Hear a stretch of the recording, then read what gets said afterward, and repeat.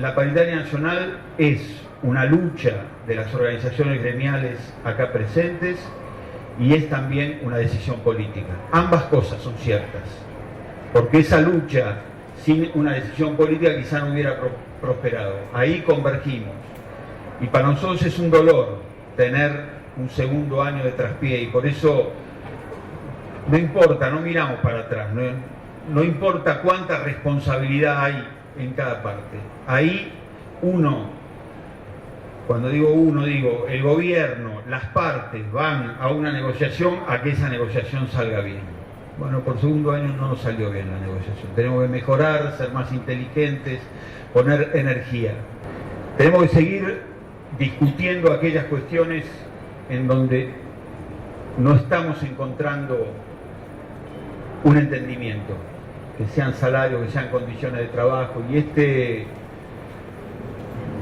yo creo que es así entendido de parte de los compañeros, yo también lo entiendo. Esta es un espíritu de las organizaciones gremiales y es un espíritu del Estado Nacional, aún en los peores momentos de este último tiempo, el año pasado, cuando a veces la adjetivación iba demasiado para arriba, aún en esos peores momentos nunca hubo un teléfono que no se contestara.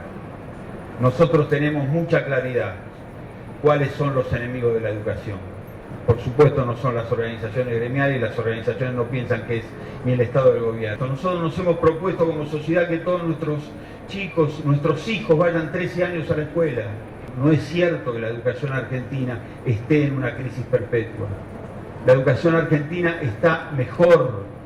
Los índices nacionales e internacionales nos están dando que está mejor. Hay cada vez más oportunidades. Los desafíos son los chicos que están en la esquina. El desafío son los niños de 4 que todavía no van a la escuela. El desafío es la piba de 14 que se embaraza. La discusión no es entre el Estado y las organizaciones gremiales. Esas son las grandes discusiones que yo creo que entre todos la tenemos clara y pensamos un mismo dibujo del país. No pensamos como piensan algunos que se embarazan por una platita. Es una canallada pensar que una piba de 13 se embaraza por una platita. No pensamos que la asignación universal por hijo se vaya por la canaleta de la droga y el juego. Tenemos ideas políticas que podemos confrontarlas y nos podemos equivocar. Ahora la única idea política no puede ser pensar que al otro le vaya mal, ¿no? Como dijo alguien de la oposición el otro día, rezamos para que hasta octubre les vaya mal. Eso no es una idea política, es una canallada. Hoy el centro de la escuela volvió a ser el aula, con dificultades, pero ya no es más el centro de la escuela, el comedor. El centro de la escuela vuelve a ser el aula, como debe ser en la educación y como debe ser en la escuela, porque es la única agencia del Estado que tiene la obligación de enseñar. Comer se puede comer y se debe comer en casa. Y eso también está pasando lentamente en la Argentina. Uno de los hechos significativos y de gran relevancia, que lo vamos a terminar de valorar todavía mucho más adelante, es que tanto luchamos por tener convenciones colectivas para el sector y este gobierno nos ha dado la posibilidad de poder discutir precisamente en paritaria nuestros salarios. No es un dato menor, es un dato importante por el cual luchamos muchos años. Lo que sí, también hay que decir todas las cosas como son. Hemos tenido dos alternativas no deseadas por nadie. Es un hecho no deseado por el Estado y no deseado por nosotros. No hemos podido acordar salario y se ha impuesto un salario de manera unilateral. Y realmente lo lamentamos mucho. ¿Por qué lo lamentamos? Porque yo tengo una forma de pensar que seguramente es la de muchos de ustedes. Nosotros tenemos que acordar salarios porque ese salario se refleja en las jurisdicciones y es importante unificar el salario. Hoy tenemos salarios básicos distintos según la provincia de que se trate. Hemos sabido construir una herramienta fundamental, la paritaria docente. Conocemos el avance histórico que ella se representa. Sin embargo, y en esto quiero hacer mucho énfasis y que el ministro tome nota porque necesitamos de su intervención. En muchas provincias todavía son una aspiración, una expresión de anhelo, una herramienta a disputar. Quiero coincidir, tal vez para sintetizar, en dos conceptos básicos que indudablemente compartimos todos y que tiene que tener la educación. En principio, la expresión del pensamiento nacional. Segundo lugar, abarcar a las inmensas mayorías. En la gran mayoría de nuestras épocas históricas no fue así. La educación ha dado la espalda, indudablemente, a lo nacional, ha mirado modelos extranjerizantes, de dominio, ha servido como cipayo para ver cómo se dominaba mejor, para que ciertos intereses de minorías pudieran prosperar. Y tampoco estuvo dirigido a las mayorías, era concebida exclusivamente para una élite determinada que por riqueza o por aristocracia o por cualquier otro concepto, indudablemente se generaba la apropiación de esa educación para compartirla solamente para esos intereses. Y solamente en los momentos donde lo popular, lo nacional, llegó a la superficie y se expresó claramente por decisión de las mayorías del pueblo argentino, fue cuando pudimos transformar y cambiar estas cuestiones. Es que hablar de educación popular para nosotros importa correrse, alejarse, tomar distancia del debate que a veces los medios masivos de comunicación social nos proponen y que enfrenta o pretende enfrentar a la educación estatal con la educación privada, con la educación de gestión privada. Nosotros, reivindicando el concepto de educación popular, creemos en la educación como derecho humano, creemos en la educación como lo reconoció la Ley de Educación Nacional, un derecho personal y social.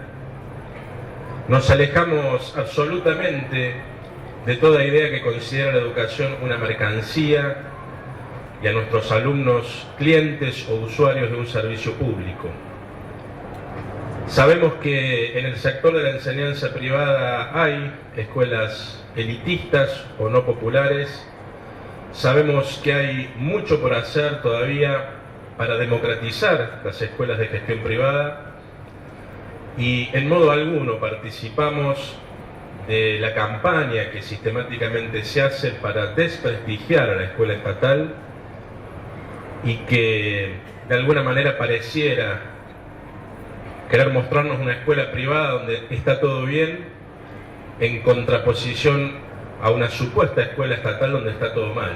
Nosotros sabemos, porque venimos del sector privado, el SADOC tiene representantes de todos los niveles, desde el inicial hasta el superior universitario, sabemos que hay grises, que no todo es tan así, que hay escuelas abiertas a la comunidad, comprometidas, serias, donde hay calidad de la educación en el ámbito estatal y en el ámbito privado. Y sabemos también que hay escuelas que no reúnen estas condiciones en los dos ámbitos de gestión. Nosotros, que creemos por convicción filosófica en la libertad de enseñanza, no creemos que la escuela privada deba crecer a expensas del deterioro de la escuela estatal.